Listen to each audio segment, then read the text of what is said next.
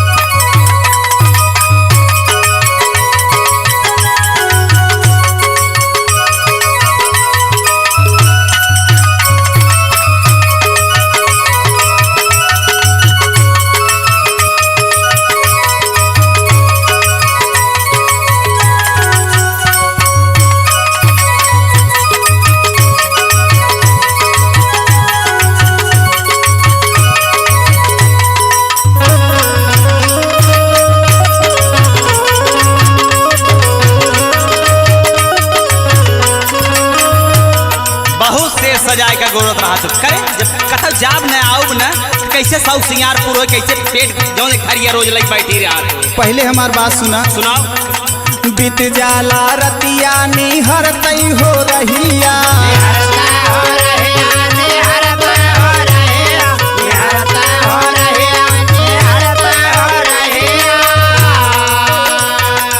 आपन आदतिया सुधरवा हो कहिया।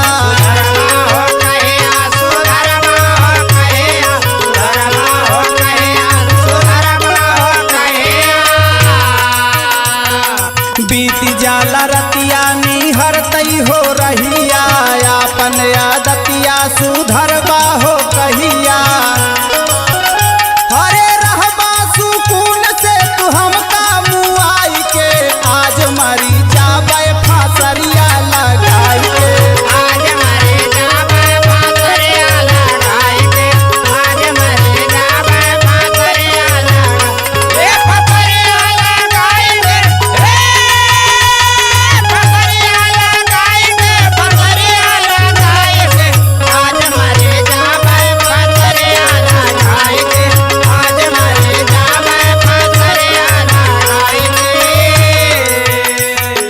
काहे दूर हो दहया छोड़ी के परनिया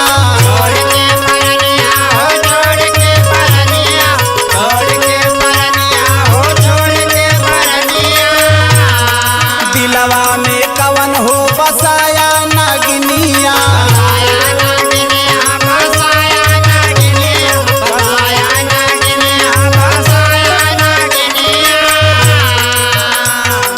काहे दूर हो दहया छोड़ी के परनिया दिलवा में कवन हो बसाया नागिनिया।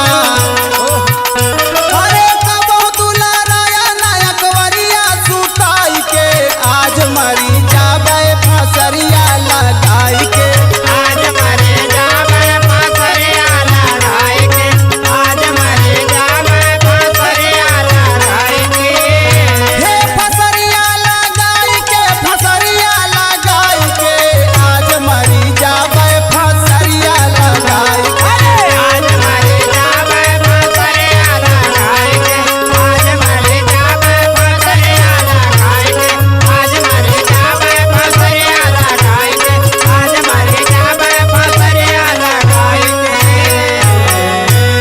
धर्मेंद्र बहू, बिरजलाल बहू और राहुल बहू, मोहन बहू ने एकदम शंका ही नहीं है रामजादी के तो।